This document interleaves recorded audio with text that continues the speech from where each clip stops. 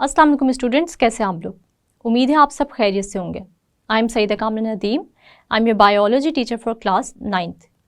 Today we are going to discuss the uses of enzymes. Students, अपने पिछले lecture में हम लोगों ने कैरेक्टरिस्टिक्स डिस्कस की थी एंजाइम की, और हम लोगों ने ये देखा था कि एंजाइम्स प्रोटीन से बने होते हैं। हमने इनकी एक्टिव साइट के बारे में स्टडी किया था, जो कि उनकी कैटालिटिक रीजन है। इसके अलावा फिर हमने ये देखा था कि कोफैक्टर्स क्या होते हैं, मतलब ऐसे नॉन प्रोटीन मॉलिक्यूल्स जो कि एंजाइम की एक्टिविटी में उनकी हेल्प करते हैं। इसके अलावा फिर हम लोगों ने प्रोस्थेटिक ग्रुप के बारे में भी स्टडी किया था और कोएंजाइम के बारे में भी स्टडी किया था। फिर हमने ये भी देखा था कि सेवरल जो केमिकल पाथवेज होते हैं उनमें डिफरेंट एंजाइम्स जो है वो डिफरेंट स्टेप्स में यूज़ होते हैं और किसी भी केमिकल रिएक्शन को अकम्प्लिश करते हैं, और ऐसे केमिकल रिएक्शंस जिनमें डिफरेंट स्टेप्स होते हैं। फिर आज हम जो टॉपिक पढ़ने जा रहे हैं वो है यूजेस ऑफ एंजाइम्स का। मतलब आज हम ये देखेंगे कि एंजाइम्स हम किस किस इंडस्ट्री में यूज़ कर सकते हैं, या हमारे घर में कहाँ पर हम एंजाइम को यूज़ कर रहे हैं। इसके अलावा हम ये भी स्टडी करेंगे कि एंजाइम्स को हम किसी भी सोर्स से एक्सट्रैक्ट करके यूज़ करेंगे, या फिर हम ऐसे किसी भी ऑर्गेनिज़म को भी इस्तेमाल कर सकते हैं जो कि वो स्पेसिफिक एंजाइम प्रोड्यूस कर रहा होगा। तो स्टूडेंट्स, हम ये देखते हैं कि बहुत सारी इंडस्ट्रीज़ ऐसी हैं जहाँ पर हम ऐसे माइक्रो ऑर्गेनिज़म्स इस्तेमाल करते हैं जो कि स्पेसिफिक एंजाइम प्रोड्यूसिंग होते हैं। यानी एग्जाम्पल अगर मैं आप लोगों को इसकी दूँ तो हम ये कहते हैं कि जैसे अगर हमारे पास चीज़ की प्रोडक्शन है या फिर योगर्ट की प्रोडक्शन है, तो हम चीज़ या योगर्ट के प्रोडक्शन के अंदर जो एंजाइम लैक्टेज यूज़ करते हैं वो हम बैक्टीरिया से एक्सट्रैक्ट करके इस्तेमाल नहीं करते, बल्कि हम डायरेक्ट बैक्टीरिया को जो कि लैक्टेज प्रोड्यूस कर रहा है उसी को चीज़ और योगर्ट की प्रोडक्शन में यूज़ करते हैं। मतलब ये कि डेयरी इंडस्ट्री की अगर हम बात करें जहाँ पर चीज़ और योगर्ट की प्रोडक्शन होनी है, वहाँ पर मिल्क में हम ऐसे बैक्टीरिया जो कि लैक्टेज प्रोड्यूसिंग है वो ऑलरेडी मिल्क में प्रेजेंट होते हैं, और फिर हम ऐसे दूध में जिससे हमने चीज़ या फिर योगर्ट प्रोड्यूस कराना है उसमें मज़ीद इन बैक्टीरिया की प्रोडक्शन को इन्हांस करते हैं, और फिर ये बैक्टीरिया जो कि लैक्टेज प्रोड्यूसिंग होते हैं ये लैक्टोज को किस में कन्वर्ट करते हैं, लैक्टिक एसिड में कन्वर्ट करते हैं। स्टूडेंट, इसका मतलब ये हुआ कि मिल्क में जो कार्बोहाइड्रेट लैक्टोज है वो लैक्टिक एसिड में तब कन्वर्ट होगा जब इस पर एक्ट करेगा लैक्टेज एंजाइम। लेकिन हम इस एंजाइम को इस बैक्टीरिया से एक्सट्रैक्ट नहीं करेंगे, बल्कि डायरेक्ट इस बैक्टीरिया को हम डेयरी इंडस्ट्री में यूज़ करेंगे। लेकिन इसके साथ साथ हम ये भी देखते हैं कि बहुत सारे एंजाइम्स को हम डिफरेंट माइक्रो ऑर्गेनिज़म्स या डिफरेंट ऑर्गेनिज़म से एक्सट्रैक्ट करके डिफरेंट इंडस्ट्रीज़ में यूज़ करते हैं। अगर हम ब्रूइंग इंडस्ट्री की बात करें तो ब्रूइंग इंडस्ट्री में हम अल्कोहल प्रोड्यूस कराने के लिए यीस्ट का इस्तेमाल करते हैं, और इस तरह यीस्ट में जो एंजाइम्स मौजूद होते हैं वो हेल्प करते हैं ferment the products of enzymes and produce alcohol in brewing industry। और हमें पता है कि फर्मेंटेशन कौन सा प्रोसेस है। फर्मेंटेशन एक एनएरोबिक प्रोसेस है जिसमें ग्लूकोज की ब्रेकडाउन होती है मगर in the absence of oxygen, और फिर ये ग्लूकोज क्या चीज़ प्रोड्यूस करती है, अल्कोहल प्रोड्यूस करती है, और ये अल्कोहल हम यूज़ करते हैं एज अ ड्रिंक। इसके अलावा हम देखते हैं कि एथेनॉल की अगर हम बात करें तो ये एथेनॉल यूज़ होता है किसी भी स्पिरिट के तौर पर भी। इसके अलावा हम ये देखते हैं कि ब्रूइंग इंडस्ट्री में हम ऐसे एंजाइम्स इस्तेमाल करते हैं जो कि किसी भी स्टार्च को या फिर प्रोटीन को कन्वर्ट करते हैं सिंपल मॉलिक्यूल्स में और हमारा डिज़ायर्ड प्रोडक्ट प्रोड्यूस करते हैं। जिस तरह हम अगर बात करें कि हमारे पास कार्बोहाइड्रेट यानी स्टार्च मौजूद है, तो हम यहाँ पर अमाइलेज एंजाइम यूज़ करेंगे और फिर हम इस स्टार्च को कन्वर्ट करेंगे सिंपल शुगर्स में, और ये बनाएगी अल्कोहल जो कि ब्रूइंग इंडस्ट्री की मेजर प्रोडक्ट है। इसके अलावा अगर हम फूड इंडस्ट्री की बात करें तो फूड इंडस्ट्री में भी हम ऐसे एंजाइम्स यूज़ करेंगे जो कि डिफरेंट प्रोडक्ट्स बनाने में हेल्प करेंगे, जैसे कि ब्रेड, बन्स या बटर वगैरह। हम देखते हैं कि हम यहाँ पर भी ऐसे एंजाइम्स यूज़ करेंगे जो कि हमारी कार्बोहाइड्रेट्स या प्रोटीन्स को सिंपल कंपाउंड्स में कन्वर्ट करेगा और हमारे डिज़ायर्ड प्रोडक्ट प्रोड्यूस करेगा। जैसे हम लोग देखते हैं कि अगर हम कैटालेज एंजाइम की बात करें तो कैटालेज एंजाइम हमारी रबर प्रोडक्शन में, यानी जो हमारा फोम रबर होता है उसकी प्रोडक्शन में हेल्प करता है। और वो कैसे, हम ये देखते हैं कि जब हम कैटालेज एंजाइम को लेटेक्स पर एक्ट कराते हैं तो लेटेक्स में मौजूद हाइड्रोजन पर ऑक्साइड ऑक्सीजन के बबल्स के फोम बना देते हैं। और इस तरह हम ये देखते हैं कि लेटेक्स में मौजूद हाइड्रोजन पर ऑक्साइड ऑक्सीजन के बबल्स के फोम बनाता है, जिससे कि हमारे पास आ जाता है फोम रबर। तो इसका मतलब ये हुआ कि कैटालेज एंजाइम अगर ना हो तो फिर हमारे पास फोम रबर की प्रोडक्शन भी नहीं हो सकती। इसी तरह अगर हम पेपर इंडस्ट्री की बात करें तो पेपर इंडस्ट्री में भी हम देखते हैं कि एंजाइम्स का एक मेजर रोल है। और ये क्या काम करता है कि ये हमारे स्टार्च की विस्कोसिटी को लो करता है, और हम देखते हैं पेपर पल्प में मौजूद जो स्टार्च है उसको बहुत ही लो विस्कोसिटी का प्रोडक्ट बनाता है, और इसके बाद फिर हमारा पेपर बनना ईजी हो जाता है। इसके अलावा अगर हम बात करें बायोलॉजिकल डिटर्जेंट्स की तो हम देखते हैं कि घरों में इस्तेमाल होने वाले जो वॉशिंग पाउडर्स हैं वो भी एंजाइम्स कंटेनिंग होते हैं। यानी अगर हमारे कपड़ों पे दाग लग जाए तो वो दाग किस तरह इजीली रिमूव हो सकते हैं, तो उसका भी हल निकल गया है। क्योंकि पहले जो वॉशिंग पाउडर्स होते थे उसमें इतने ज़्यादा, क्योंकि साइंटिस्ट को इस बात का इल्म नहीं था कि हम एंजाइम्स यूज़ करके भी वॉशिंग पाउडर्स की प्रोडक्शन कर सकते हैं, और ये एंजाइम्स बहुत ही आसानी से किसी भी टाइप के स्टेन को, चाहे वो प्रोटीन इन नेचर हो या वो लिपिड इन नेचर हो, रिमूव कर सकता है। अब हमें पता है कि जो हम डिटर्जेंट्स अपने घरों में इस्तेमाल कर रहे हैं उसमें मौजूद है एंजाइम्स, और इसीलिए हम उनको नाम देते हैं बायोलॉजिकल डिटर्जेंट्स का। हम देखते हैं कि इन डिटर्जेंट्स में प्रोटीएज एंजाइम्स होते हैं जो कि आपके कपड़ों से किसी भी प्रोटीन स्टेन को रिमूव कर देते हैं।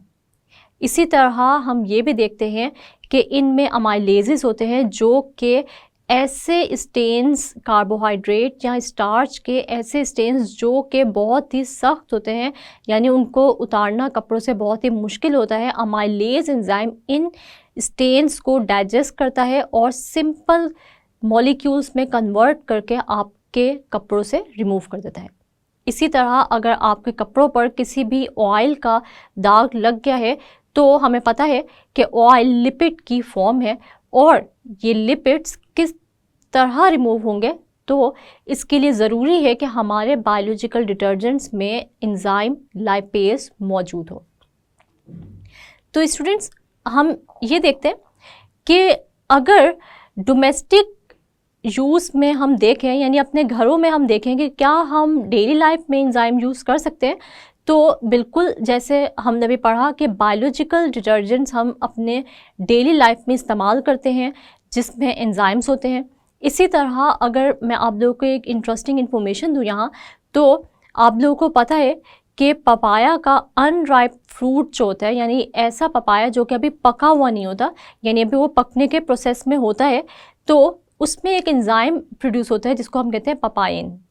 पपाइन एंजाइम आपके गोश्त को गलाने में हेल्प करते हैं। मतलब अगर आप एक ऐसा खाना बना रहे हैं जिसमें गोश्त है और गोश्त को गलने में, यानी अभी उसको पकने में थोड़ा टाइम है, तो स्टूडेंट्स हम आपका कुकिंग टाइम बचा सकते हैं और हम इसमें ऐड कर देंगे, यानी गोश्त में ऐड कर देंगे पपाया को, अनराइप पपाया को, और इसमें प्रोड्यूस होगा एक एंजाइम जो कि है पपाइन। और ये पपाइन क्या करेगा, आपके गोश्त को गलाने में या आपके गोश्त का जो कुकिंग टाइम होगा उसको क्या कर देगा, कम कर देगा, और आपका गोश्त जो है वो जल्दी गल जाएगा। और इस तरह आपका जो खाना है वो आप तक जल्दी पहुंच जाएगा।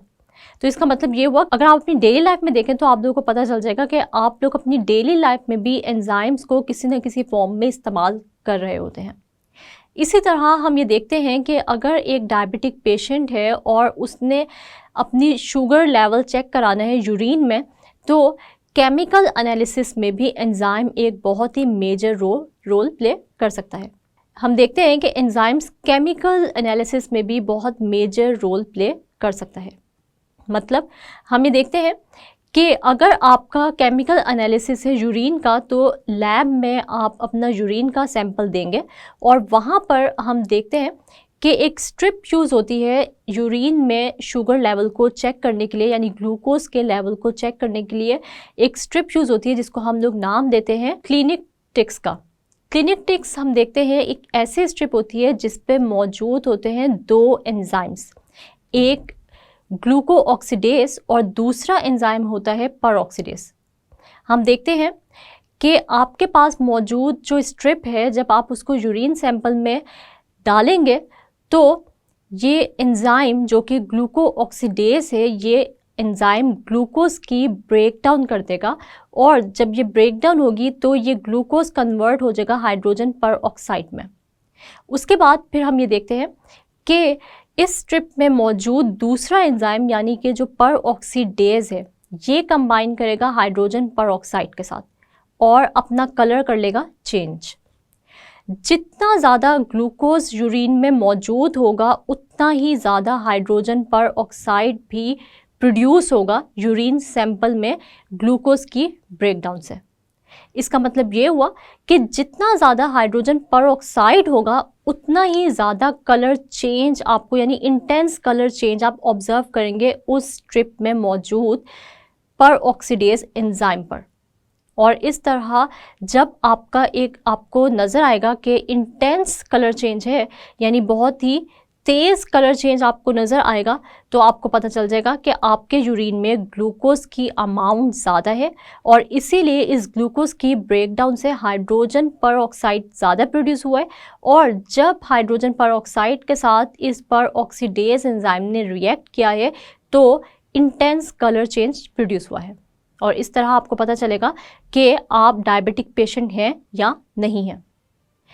वो लोग जिनके यूरिन में केमिकल एनालिसिस के दौरान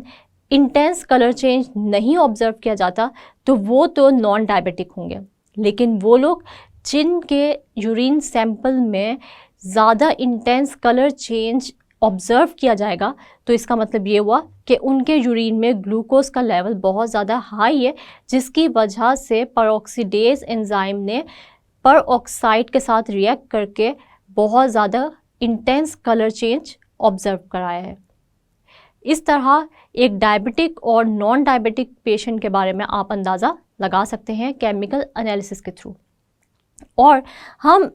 ये देखते हैं कि क्योंकि यूरिन का बहुत ही कम सैंपल होता है तो कम सैंपल को कभी भी एनालाइज करना इतना इजी नहीं होता, लेकिन हमने ये देखा कि मेडिकल फील्ड में भी ये एंजाइम्स यूज़ हो रहे हैं केमिकल एनालिसिस में, और स्पेशली उन सैंपल्स के केमिकल एनालिसिस में जो कि क्वांटिटी में कम है।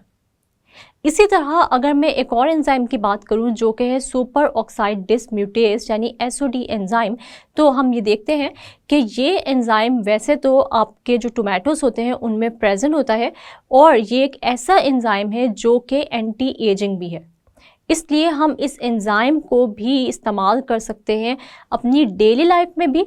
और इसके अलावा हम ये देखते हैं कि हम इस एंजाइम को डिफरेंट कॉस्मेटिक्स में भी इस्तेमाल करते हैं, यानी कॉस्मेटिक इंडस्ट्री में भी SOD एंजाइम इस्तेमाल होता है एंटी एजिंग प्रॉपर्टीज़ की वजह से। इसके अलावा अगर हम ये देखें कि बहुत सारे ऐसे कपड़ों के दाग होते हैं जो कि हटने के लिए या रिमूव होने के लिए हाई टेम्परेचर रिक्वायर करते हैं, लेकिन अगर हम इनको 70 से 80 डिग्री सेंटीग्रेड टेम्परेचर देंगे, यानी आप कपड़ों को इतने गर्म पानी में धोएंगे तो डिटर्जेंट में मौजूद एंजाइम्स डीनेचर हो जाएंगे। और वो डीनेचर क्यों हो जाएंगे? क्योंकि हमें पता है कि एंजाइम्स प्रोटीन इन नेचर होते हैं, और अगर हम किसी भी प्रोटीन को एक टेम्परेचर यानी एक लिमिटेड टेम्परेचर से ज़्यादा हीट कर दें तो ये एंजाइम्स या फिर ये जो प्रोटीन्स होती हैं ये अपना स्ट्रक्चर डीफॉर्म कर देती हैं, यानी इनका स्ट्रक्चर जो है वो क्या हो जाता है, ख़राब हो जाता है। और अगर हम एंजाइम की बात करें तो एंजाइम भी प्रोटीन इन नेचर है, और अगर इसका स्ट्रक्चर यानी ये जो 3 डायमेंशनल ग्लोब्यूलर स्ट्रक्चर है ये टेम्परेचर से डी नेचर हो गया यानी डीफॉर्म हो गया, तो इसकी एक्टिव साइट का भी कोई स्पेसिफिक स्ट्रक्चर नहीं बचेगा, जिसकी वजह से अब मज़ीद कोई भी सबस्ट्रेट इस एक्टिव साइट के ऊपर आके बाइंड नहीं कर सकता, और इस तरह कोई प्रोडक्ट प्रोड्यूस नहीं हो सकता। इसका मतलब ये हुआ कि अगर हम एक लिमिट से ज़्यादा टेम्परेचर देंगे, यानी अगर हम बहुत ज़्यादा हाई टेम्परेचर पर कपड़ों को धोएंगे तो डिटर्जेंट में मौजूद एंजाइम्स डी नेचर हो जाएंगे और अपनी एक्टिविटी सही से परफॉर्म नहीं कर सकेंगे। साइंटिस्ट ने इस बात का भी हल निकाल दिया। अब हम डिटर्जेंट्स में ऐसे एंजाइम्स भी यूज़ करते हैं जो कि हाई टेम्परेचर पर बहुत अच्छे से एक्ट कर सकते हैं और आपके कपड़ों के दाग को रिमूव कर सकते हैं। और वो एंजाइम्स हम कहाँ से ऑब्टेन करते हैं? तो स्टूडेंट्स, आप लोगों ने सल्फर बैक्टीरिया के बारे में तो सुना होगा। ये वो बैक्टीरिया है जो कि हॉट स्प्रिंग्स या ऐसे पानी में पाया जाता है जो कि बहुत ज़्यादा हाई टेम्परेचर रखता है, और इतना हाई टेम्परेचर कि तकरीबन वाटर के बॉइलिंग पॉइंट के करीब करीब इस वाटर का टेम्परेचर होता है। और यहाँ पर मौजूद होता है एक बैक्टीरिया जो कि इस हाई टेम्परेचर में सरवाइव करता है।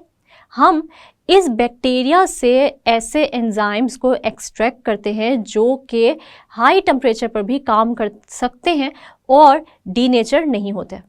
तो अब हम अपने बायोलॉजिकल डिटर्जेंट्स में ऐसे एंजाइम्स यूज़ कर रहे हैं जो कि बहुत ज़्यादा हाई टेम्परेचर पर भी डीनेचर नहीं होंगे और आपके कपड़ों पे लगे हुए कोई भी प्रोटीन स्टेन्स या स्टार्च स्टेन्स या लिपिड के स्टेन्स आसानी से रिमूव कर देंगे। इस तरह हम कोई भी दाग हो, चाहे वो किसी कड़ी का दाग हो, चाहे वो ब्लड का कोई स्टेन हो या किसी किस्म का भी कोई भी दाग हो, वो आसानी से रिमूव हो सकता है। आपको अब मज़ीद परेशान होने की ज़रूरत नहीं है, क्योंकि हम देखते हैं कि साइंटिस्ट आप लोगों की हर तरह की परेशानी को दूर कर देते हैं रिसर्च करके और नई नई प्रोडक्ट्स बनाकर, जिससे ह्यूमन बींग्स को बहुत ही फ़ायदा होता है। और इसी को हम कहते हैं बायोटेक्नोलॉजी, कि बायोटेक्नोलॉजी की मदद से हम ऐसे प्रोडक्ट्स प्रोड्यूस करते हैं जिससे ह्यूमन बींग्स को बहुत ही फ़ायदा होता है। तो स्टूडेंट्स,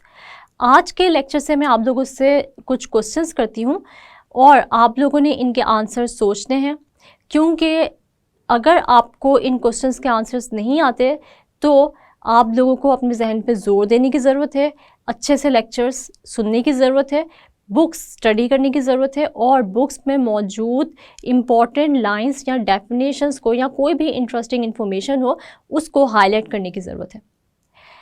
ये सारे के सारे क्वेश्चंस बोर्ड के पॉइंट ऑफ व्यू या फिर एग्ज़ाम के पॉइंट ऑफ व्यू से बहुत ही इम्पॉर्टेंट है।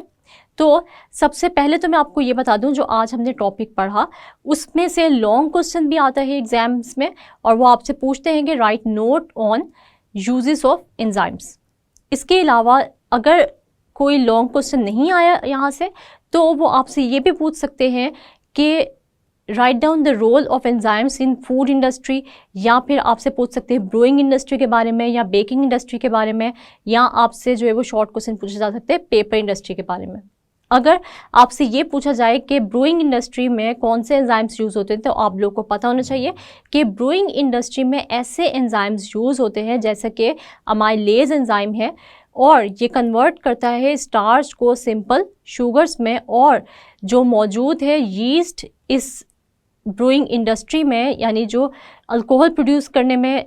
हेल्प करता है माइक्रो ऑर्गेनिज्म, वो है यीस्ट। और फिर ये यीस्ट जो है इन एंजाइम्स की मदद से क्या करेगा, फर्मेंटेशन का प्रोसेस अच्छे से परफॉर्म करेगा और प्रोड्यूस करेगा अल्कोहल। इसी तरह अगर हम बात करें किसी भी फूड इंडस्ट्री की या बेकिंग इंडस्ट्री की, तो वहाँ पर भी एंजाइम्स यूज़ होते हैं। और यहाँ पर एंजाइम्स जैसे प्रोटीएज एंजाइम है, अमाइलेज एंजाइम है, ये यूज़ होते हैं और ये स्टार्च या प्रोटीन की डाइजेशन में या स्टार्च या प्रोटीन को अपने जो डिज़ायर्ड प्रोडक्ट्स हैं उनमें कन्वर्ट करने में हेल्प करते हैं। इसी तरह एक इम्पॉर्टेंट यूज़ जो एंजाइम्स का है उसके बारे में आपसे पूछा जा सकता है कि what do you mean by biological detergents. और ये सवाल जो है बहुत दफ़ा रिपीट भी हुआ एग्जाम्स में, तो आपको पता होना चाहिए कि बायोलॉजिकल डिटर्जेंट्स क्या होते हैं। ऐसे डिटर्जेंट जिनमें एंजाइम्स मौजूद होते हैं और वो एंजाइम्स जो कि जैसे प्रोटीएज एंजाइम है तो वो प्रोटीन स्टेन को रिमूव करेगा क्लोथ से, अमाइलेज एंजाइम है तो वो रिमूव करेगा स्टार्च के स्टेन्स को, अगर लाइपेज एंजाइम मौजूद है तो वो रिमूव करेगा लिपिड के स्टेन्स को। तो ये सारे क्वेश्चंस आप लोगों ने अच्छे से प्रिपेयर कर लेने हैं। अगर आप लोग को इनके आंसर्स नहीं आते तो आप लोगों ने इनको अच्छे से याद करके इनकी रिटन प्रैक्टिस करनी है। और अगर आप लोगों को मज़ीद यूजेस देखने हैं एंजाइम्स के तो आप अपना गूगल खोलिए और वहाँ पर यूजेस ऑफ एंजाइम्स लिखें। किसी भी इंडस्ट्री में जहाँ पर आपको ज़्यादा इंटरेस्ट है आप वहाँ पर क्या कर सकते हैं, सर्च कर सकते हैं और अपनी इंफॉर्मेशन में मज़ीद इजाफा कर सकते हैं। क्योंकि एज ए स्टूडेंट आप लोगों को भी चाहिए कि जो नॉलेज आप लोगों को टीचर प्रोवाइड कर रहे हैं आप लोगों के पास इससे भी ज़्यादा नॉलेज होनी चाहिए, ताकि अगर आपसे कोई भी एंजाइम्स के बारे में पूछे तो आप लोगों को उसका हर एक्सपेक्ट जो है वो पता हो। स्टूडेंट्स, आज हम लोगों ने पढ़े यूजेस ऑफ एंजाइम्स और हमने ये देखा कि एंजाइम्स कहाँ कहाँ पे इस्तेमाल हो सकते हैं। हमने देखा कि एंजाइम्स हमारी कुकिंग में भी इस्तेमाल होते हैं, हमारी बेकिंग इंडस्ट्री में भी इस्तेमाल होते हैं। इसके अलावा हम लोगों ने ये भी देखा कि पेपर बनाने के अंदर भी एंजाइम्स अपना रोल प्ले कर रहे हैं। और अगर हम ये देखें कि वॉशिंग पाउडर्स या डिटर्जेंट्स वगैरह में भी एंजाइम्स इस्तेमाल होते हैं और ये हमारे जितने भी डिफरेंट टाइप्स के स्टेन्स होते हैं, चाहे वो प्रोटीन इन नेचर हो, लिपिड्स इन नेचर हो, कार्बोहाइड्रेट्स हो या कोई भी हो, तो ये स्टेन्स को क्या कर देते हैं, रिमूव कर देते हैं। और क्योंकि इन डिटर्जेंट्स में बायोलॉजिकल एंजाइम्स मौजूद होते हैं जो कि आसानी से किसी भी स्टेन को रिमूव कर देते हैं आपके कपड़ों से। तो हमने ये देखा कि एंजाइम्स डिफरेंट इंडस्ट्रीज़ में इस्तेमाल होते हैं और इसी तरह हमने ये भी देखा कि जो ब्रूइंग इंडस्ट्री है इसमें भी एंजाइम्स अपना रोल प्ले कर रहे हैं। उम्मीद है आप लोगों को आज के लेक्चर की अच्छे से समझ आ गई होगी। नेक्स्ट लेक्चर तक के लिए अपना बहुत सारा ख्याल रखिएगा और मुझे दुआओं में याद रखिएगा। अल्लाह हाफिज़।